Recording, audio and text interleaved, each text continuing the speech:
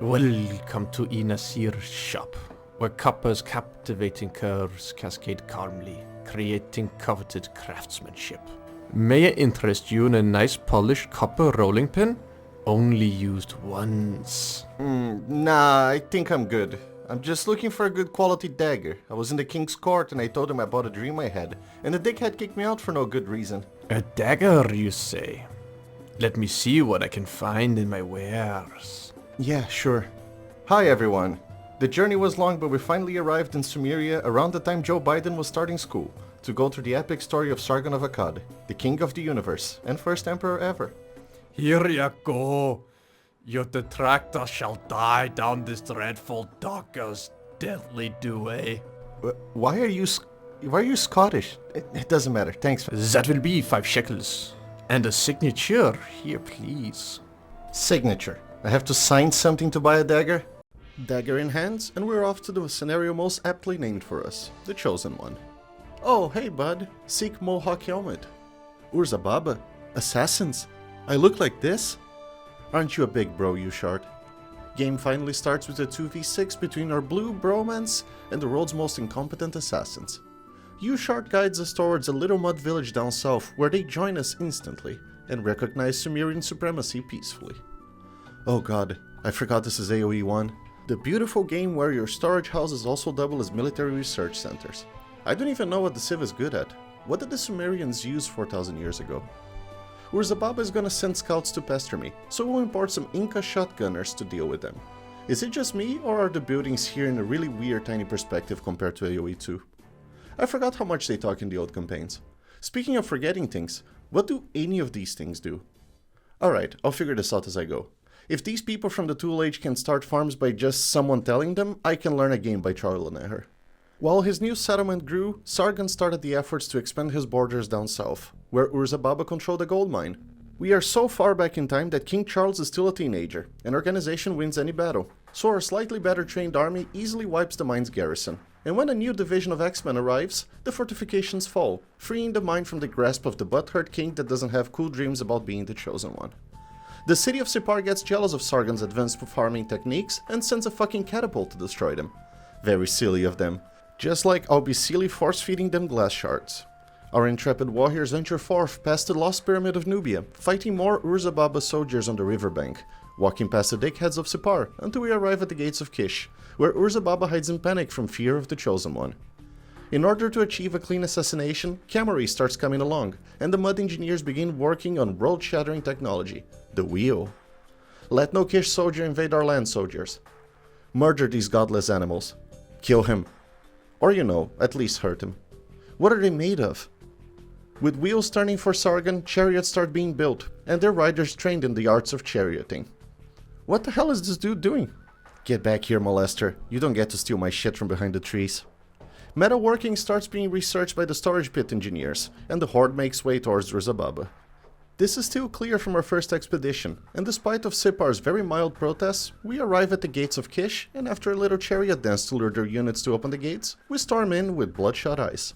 Kish is within our grasp, and as we surround the man we once bore cup for, his chariot falls, along with his lifeless body.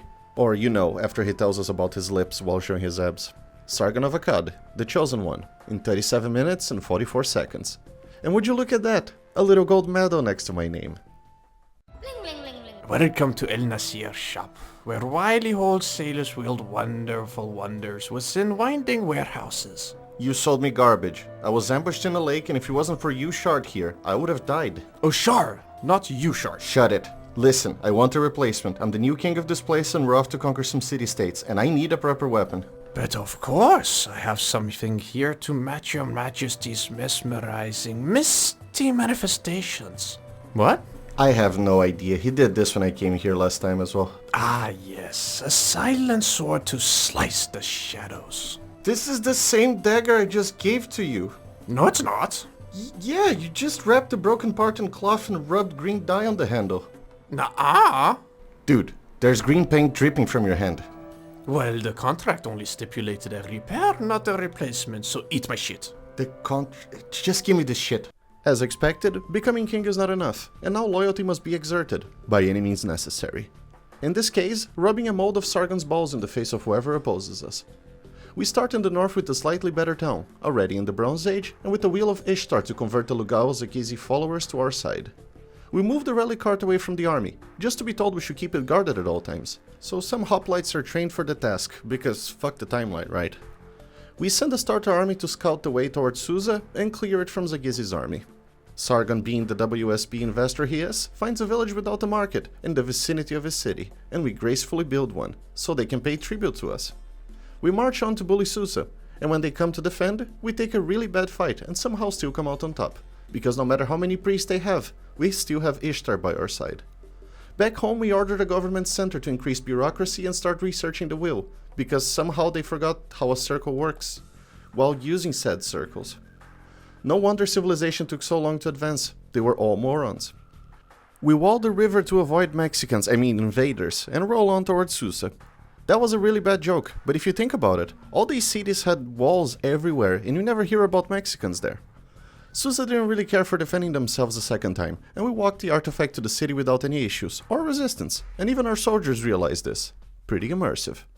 Off to the next one we go, as soon as we commit some camelcide. Who the fuck am I? Who the fuck are you? We roll east with a villager by our side towards another harmless marketless village, and fix the market issue.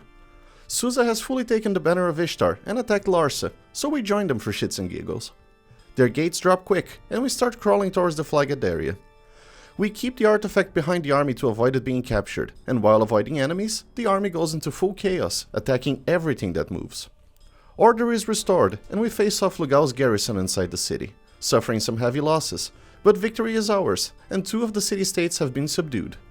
We start building a forward military camp, and Lugal sends another papyrus showing contempt for our efforts and just honestly the bitchiest attitude I've seen. We market more defenseless villages, expanding our military effort, and watch more fearless monks die in the name of Ishtar. What did he think was gonna happen? The new army approaches from the north, and as the veterans arrive, we roll into Nippur as they leave the gates wide open. Raising their first line of defense leaves the city open for us to march in and challenge the weak Lugal garrison stationed inside. Leaving our army inside means Nippur will accuse us of genocide, so we march back to bring the artifact, and as we arrive, the city accepts its fate as another vassal of the King of the Universe. The man called himself the King of the Universe. I wish I had this level of confidence. Speaking of confidence, Lugal arrives with his bitch army to try and stop us, but little did he know, we're not fighting alone anymore. So we march on towards the final city, Isin. Not that it changes anything, because the game sees right through our progress and adds his demise as an extra objective. Luckily, we find one of their armies almost immediately. And after glassing them, we start making our way back to defend the other fronts. Especially our home base, with a second tower.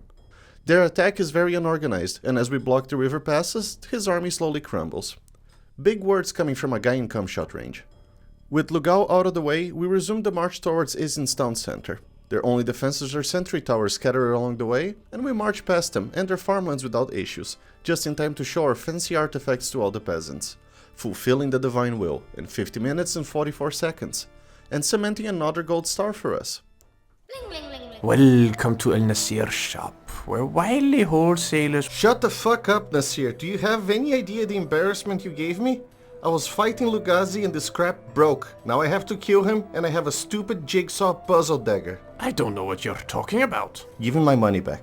Contracts say no refunds. Contract. Contract. Can I see this contract?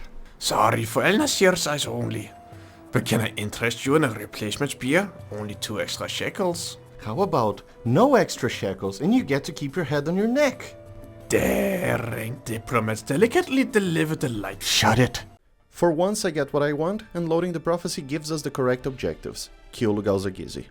We start on the outskirts of Uruk with a decently sized town, and Sargon telling us to end the Reign of Terror so we can start our own. As soon as we finish setting up an economy, I promise. After researching the wheel a third time, our chariot production begins, and we expand the military-industrial complex to accommodate the hatred that appears when you raid it 7 minutes into the game. We're gonna need more chariots. Uruk comes to squabble while we get ready, and after the spanking Lugal says, I must admit that your army is huge. I dread the number of graves that you will have to dig for my villagers. How sweet of him to worry about that. With the endless sea of chariots almost ready, Isin shows up out of nowhere offering help. I didn't even notice they were in the game, or that they are in my side.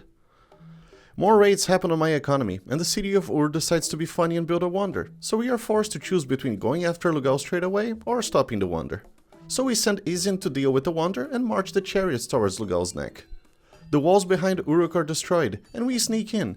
Sadly, apparently our army is made of wet noodles, and as we thunder past his royal guard, most of it gets turned to Swiss cheese, followed by the rest of it. Before we try again, a little detour is taken to deal with Ur's wonder shenanigans. We ignore everything and everyone and arrive at the wonder just as the villagers finish it. Ur sends their whole army to defend, but they seem to be unaware of how little I care for my people. The wonder is destroyed, and we leave the army there to do as much damage as possible, since Ur sends elephants, and they're just plain annoying to deal with. Third army on the way, and we convene in the government center to discuss the idea of nobility, so our horses and camels can have more health points. The murder of Lugal II, chariot drift. We penetrate Uruk's back door once again, but instead of normal chariots, we bring archers, and the fight turns much better in our favor, culminating in Lugal-Zage-Si being put in a cage. You're not the king, Lugal, I am.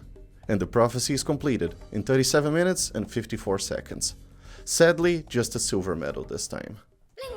Welcome to Ea-Nasir shop, where golden gizmos gleam glossy galleries. Hey, the king couldn't come to complain about his spear, so he sent me to get it fixed. Out of my shop, you precarious prawns and profitless pursuits. Did you call me a prawn? I will not pitifully placate pampered princes. Look, he's about to fight the Elamites and he needs a... Out! As we are the king of kings and also king of the universe, we must conquer the land of kings, Elam. Also not let Akkad or the Hungarians be defeated. The game throws a curveball from the start, and the only new villagers we can have are what Akkad sends us, which need to be babysat and escorted back so the Elamite criminals won't murder them. We once again research the wheel since the collective amnesia won't stop plaguing us, and stroll around Nina to give them a proper scare, which works as a double-edged knife, and they request support by the water. Good one, Nina, but you're on your own there. More workers arrive from the capital, and our economy flourishes, despite the Elamites' relentless scout pushes. I mean, I think they are scouts, I'm still not sure which unit is which besides the chariots. The army pushes into the first Elamite military camp, and Sargon blesses us with our first explicit green light for war crimes. There's no consequences, boys. Torch everything. But apparently consequences are non-existent anywhere, and Elam rolls straight into Akkad's economy. We are able to push them away, but not without the farms being fertilized with the bodies of our friends. Punishment is due, and our chariots sink their navy. I like the Hurrians, they are useful and proactive, and we command them to overclock the lumber yards, as chariots aren't cheap. While the new chariots are being trained, we bring the Coast Guard to bully Elam a bit by water. But if you thought I was bad in the water before, in Age of Empires 1 it's even worse. And besides destroying a catapult and setting a dock on perpetual fire, nothing is achieved, and we resume the raid on Elam's northern camp. They see right through my bullshit and come after my gold mines, even bringing siege weapons. But if I don't look at it, it's not happening, and we ignore it to continue leveling the military camp. We inflict considerable damage, but tactics have seemingly not been invented, and our army is wiped out. Up north, our Hurrian buddies have the tight grasp of Elam around their neck, and we rush to send I see. It's another episode of Brain Dead Allies. A new army marches the path of liberation, this time giving Elam no time to react, and we arrive in Hurrian as their one useful soldier finishes defending the whole town. An easier path for Sargon, and we push into Elam's walls straight away. As everything was 4,500 years ago, the fight is pure chaos, and Elam sends one unit at a time while we torch the city. It's expected that one army won't be enough, so we pull a NATO and borrow land from the Hurrians to build a forward military base. My lack of focus spells death for the whole army, but since even Ray Charles could see this coming, another one was already being trained. This time, with elephants. I didn't even know Sumerians used elephants. The living battering rams sure slowed the army down a bit, but as we arrived they split due to their leveling duties while the rest of the troops fighting incoming resistance. The destruction is systemic, and very quickly their first town center is reduced to rubble. Reinforcements arrive at all times, and the push becomes more daring, venturing deeper into the city despite the massive resistance and catapult fire. I'm sorry, but what the fuck are these guys made of? Camels are probably the way to go, and the third official assault begins. A villager site to start with, and when Elam shows no sign of reducing the military training, we target their town center in hopes its destruction will force a surrender, and surprisingly, it works. The land of King is ours, and upon realizing how quick this could have been done, I can't help but feel 1 hour, 4 minutes and 22 seconds is a garbage time. But who cares? Gold medal is still mine. I care not who he is. This is a firm final fiat. Forget frivolous refunds. But Sargon's story is not over yet. Subaru awaits us. I don't even know what's the point of conquering slabs of stone, but we need to conquer 8 of them and to tag Sargon's name on them. I don't know if there's any benefits in capturing them, but I sent the starting units to capture all available monoliths. Our Hungarian buddies followed us towards glory and even acknowledged our supremacy. It seems like our future here is bright.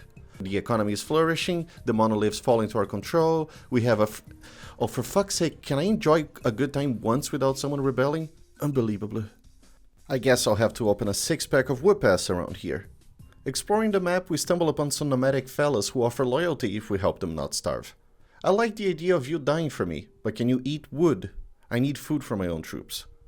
First order of business is quelling the rebellion, which can be easily done by just murdering every armed person in each of the villages. Subaru takes the chance to raid, and without many options, we hire the Sutians, a very promising move by how they tank us. Back to the rebels, 2 down, then 3, and 4, with 5 to finish it. Subaru is heavily defended, and 3 of the monoliths are deep within their walls, so the Hurrians are chosen for the next flogging while we work on our ballistics division. The army meets outside of the city, and here you can see why I gave up on the chariots for horse archers. Arrows are not supposed to melt stone buildings like this. I'm still gonna use it, because it would be stupid to not utilize something this broken, but it's worth mentioning that this isn't balanced. The Hurrians flee in panic as the arrows of Sargon disintegrate everything in their path, and within minutes, where the once mighty Hurrians stood, nature was given a green card to come back. They tried to flee closer to Subaru, but high damage is not the only power of our army, and we smell their final villagers hiding next to the walls, and the Hurrians settle in their appropriate place as a footnote in history. Now, only Subaru stands before Sargon and eternal glory. Nothing like some innocent blood spilling and airstrikes to make things right. I guess things haven't changed much in the Middle East. Jesus, check the panic of the villagers when we arrive. Haha, it's what you get for not accepting the crown's authority. Wait, did they even wear crowns back in the day? Where does the idea of a crown come from? According to Wikipedia, the prehistoric Indians wore a type of crown. So I'll appropriate that for the sake of the joke. Just like we appropriate the final monolith. Wait, why does it say 8 out of 0? I have all the monoliths. Why is it not over? Maybe if I fully level Subaru. Okay, they're gone. Are we done? Well, I guess that only leaves me one option. Let me just adjust one thing here in the diplomacy tab and get rid of these guys. No. There's still my own people paying tribute though. Let me just adjust one thing here real quick and level some of these buildings. Ah, there it is. Subaru done in 1 hour, 3 minutes and 52 seconds.